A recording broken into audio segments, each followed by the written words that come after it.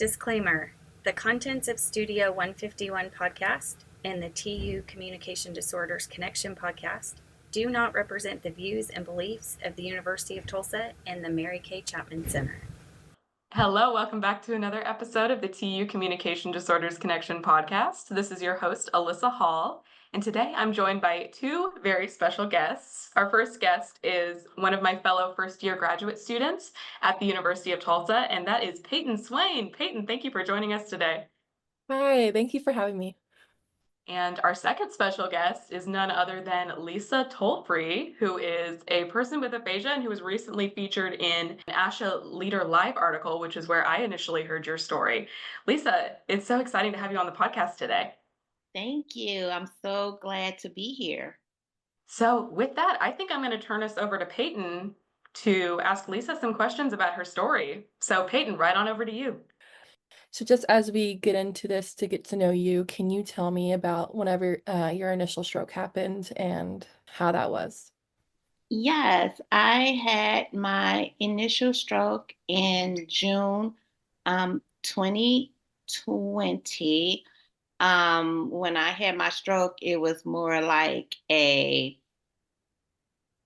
was weird because when I woke up, I couldn't get any words out. And my daughter, she noticed it. And she noticed because I'm a talker and I talk so much. And she felt that something was wrong with me. But I got up in just that day and I was basically doing everything as normal except for talking. And then that's when we went to the emergency room. And I spent a lot of time in the emergency room. And then they told me that I had a stroke after about being in the hospital about 8 hours. It was during COVID. So that was the worst because it wasn't nobody able to come and see you. You couldn't come in. And I had to have a little tag on my thing saying, oh, my daughter kind of tried to explain it and put it in notes that way. But when I got in there, I don't know what happened to the notes. So Yeah, I remember reading about that in your article, how she just kind of had to send you off like you were going to school because yes, of those COVID restrictions. yes, it That was, yes, the timing is so unfortunate yes, it was. if you're going through such a crisis. So you said that you woke up and you were having these differences with your language. Did you have a stroke in your sleep? I really don't know. I just woke up and I had Okay. no idea what was going on. It's like business as usual. I got up in that morning and I even drove my car Yeah. and not realizing, and I was like in a zone, but not realizing what was actually happening until my daughter kept calling me saying, Mom, what's wrong? And I couldn't get the words out. So that was the weird Yeah. thing. I was, really scared. I was Mhm. frustrated because I didn't know what was going on. And I had my phone, but I still couldn't articulate.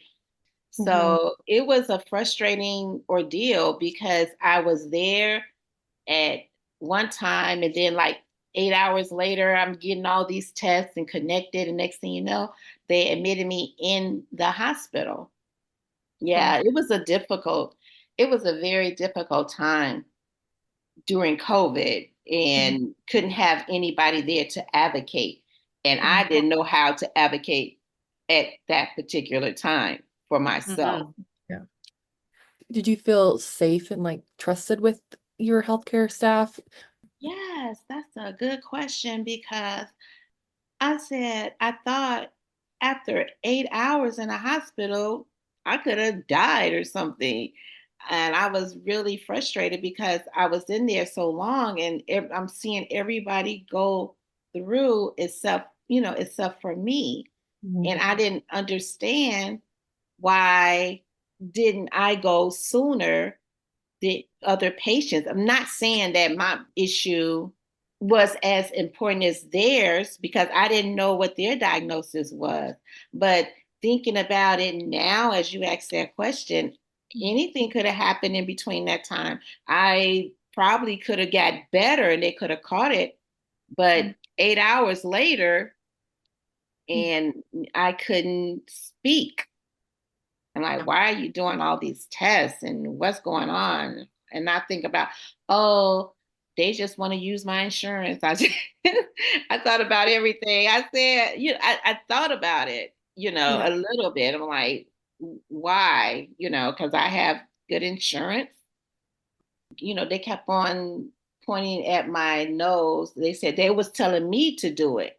Uh-huh. And they was telling me to point to your nose, and I had to actually think about where was my nose and where was my mouth and where's my left arm. It's like the things I had to, you go through, and then my left arm, I didn't know if it was my left arm or my right arm. Which one was it? Because it was so at that time, it was just so confusing.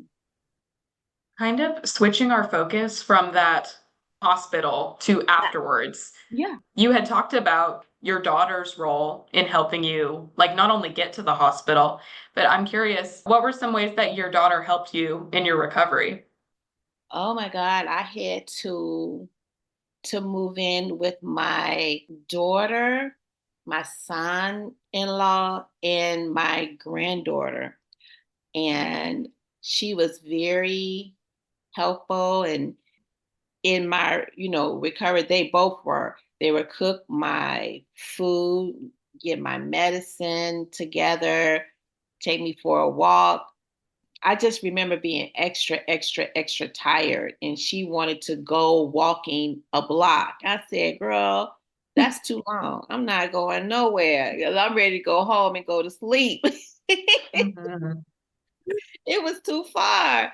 And I just started walking, and then the walking was so long. It took me forever to get to one block. She would just push me to to do my exercise or whatever and walk out. I'm like, look, I wasn't feeling it. I was getting frustrated with her because she acted like she was trying to be my mama. And I'm like, girl, I'm the mama. She said, but she said, come on, mom, you got this. You got this. So then I started, walking a little bit more, and she was very, made sure my medicine was given to me every day, made sure that I ate. I will try to read a little bit, but the words wasn't coming out like I wanted them to come out. She was, as I'm looking back, she was very helpful and very supportive. Both my, my son-in-law, all my family was. My son, he played a good role also. Mm-hmm. I'm really glad it sounds like you had a really good support system, through this moment, just having that good support system along the way. It's really Yes, important as you recover. yes. Thank you. Yes. Excellent support system. I couldn't ask for a better team. All the times I went to therapy, by myself, but my daughter will communicate all the time with me before I go to a therapy session. Mm-hmm. What were some of the things that you were working on in speech therapy with Anne? Oh, I was working on sounds, pronouns, pronouncing words. She did like some tests, like what is this and what is that.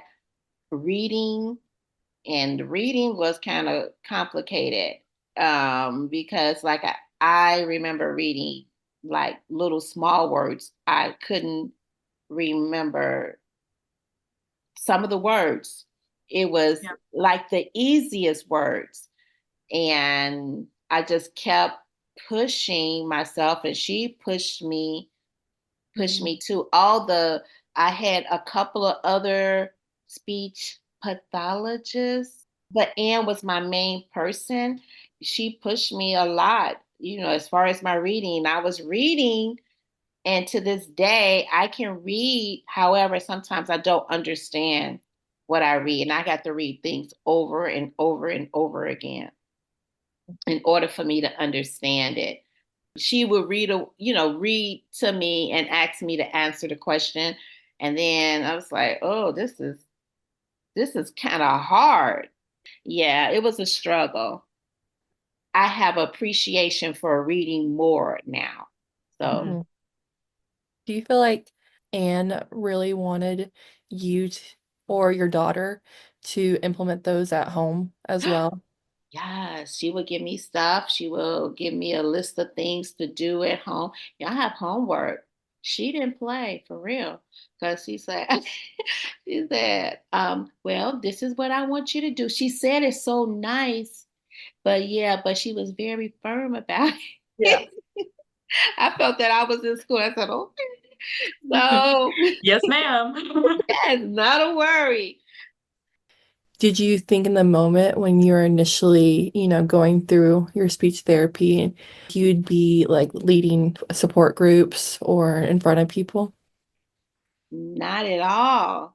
Not Mhm. at all. So this is an honor. I'm really happy to speak on behalf of a person who have aphasia. I didn't never think that I would be doing this. I spoke at the Unboard. I spoke at Shirley Ryan, and I recently spoke at a aphasia group at Boston University. No, I would never have thought that I would be doing this, but Mhm. I like it. But I want to I want to do more because a lot of times people with a disability slash have aphasia, I notice when you get out there, some people are not patient with you, especially if you have a disability, and sometimes people are. But I Mhm. was finding that people is very impatient. And like when I went to a restaurant, this person was just so hurry me up. That's when I started speaking up and said, "Hold up, Yeah. stop. I'm I'm trying to place an order, and the thing is, I have aphasia. I have aphasia, so therefore I cannot speak fast or I cannot, so please don't rush." And one day Mhm. I had to bring out the card and give them a card saying, "I have aphasia. Please speak low." I understand now what it is because I am disabled. I have a disability. So I had to fight, for a person to hear me, hear my voice. Mhm. Thank you for sharing that. Hmm. That sounds really frustrating. Like our world is such a fast-paced environment and communication is so fast-paced. Exactly. Exactly. And sometimes people have a tendency also to try to complete my sentence. And Mhm. I appreciate it, but I need to learn how to get it out. And sometimes that other person that's hearing me, they're like, "Okay, Mhm. hurry up." And I'm like, just give me a minute so I can make sure I want to get my thoughts out. And I really love that a big thing you took from this is self-advocacy because it is so important to, be able to stand up for yourself. And I mean, it's very inspirational to hear you saying, "Hey, hold on. I would like to finish what I'm trying to say." Yes, yes. And that was one of the things that I had to do is like protecting myself because if my daughter is right around, if nobody else is around, I have to protect myself, even if it communicating, I'm still being protected Mhm. because I can't speak like I used to. I Mhm. can't hold a long conversation like I used to. Like Mhm. when, even at like weddings and family gatherings, and people want to have a long conversation, and like, oh, that was a struggle. Since you speak a lot at support groups and in front of large groups and audiences, do you feel like people have come up to you and say, like, I'm really glad that you shared this with me? I do. I speak to a lot of people as a peer mentor.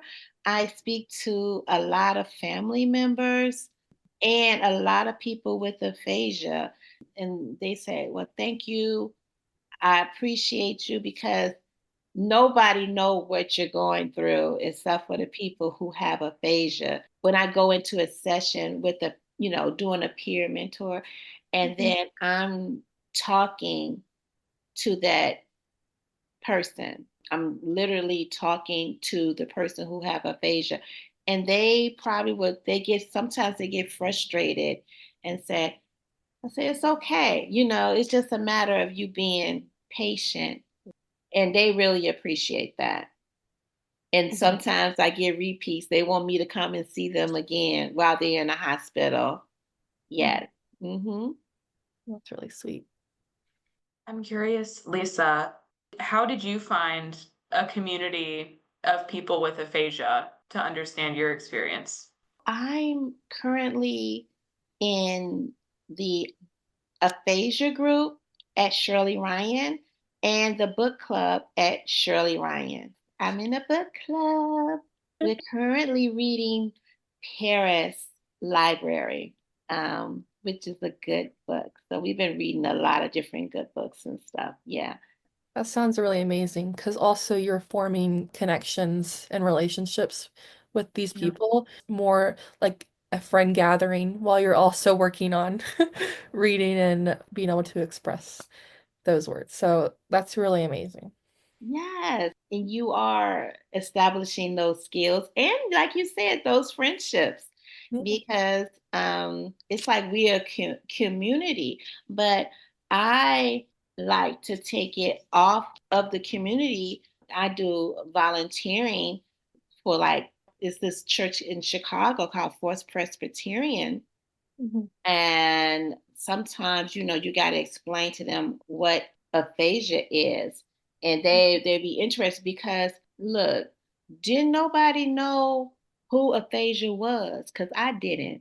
Because, like I said in my thing, I said, I don't know who she is. Who is aphasia? Because it sounds like a name to me. That sounds like a name. It does, doesn't it? It's this girl.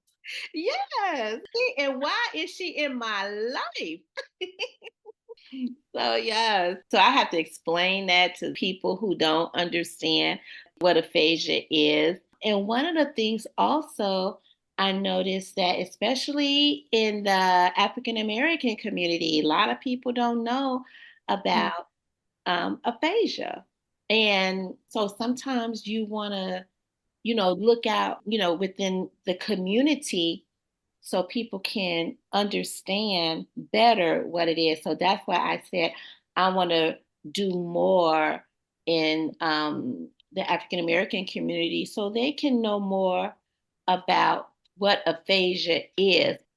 I'm so happy that I have the opportunity to go to speech therapy, because I just got released from speech therapy in December. That's awesome. Yes, I'm so Congratulations. proud. thank you. I said, I don't want to go, because it's like you're doing your own thing. You got to get in the real world, girl. Mhm. Yeah, but I try to keep active in different community, learning about the different things that I want to do. Like living with aphasia it's just slowed me down, because we've been in this, city in Chicago. It's a hustle and bustle. You're moving around so much, transportation. But now I'm grasping, I'm learning how to deal with the crowds Mhm. in everything. So It's amazing.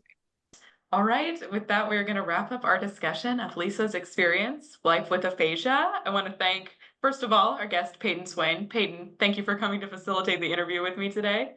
Thank you so much. It was great being here. And Lisa, of course, thank you so much for sharing with us a little bit more about your story. I had a really great time talking with you today. I had a great time, and thank you so much for inviting me. I really appreciate it. And for everyone who listened into this episode, we want to thank you for listening along, and we hope we will catch you in the next episode. For further information or podcast ideas that you'd like to share with us, please reach out at 918-631-2504. We would be happy to chat with you. Remember, communication is not just about words. It's about understanding, empathy, and connection. Until next time, keep listening, keep learning, and keep communicating.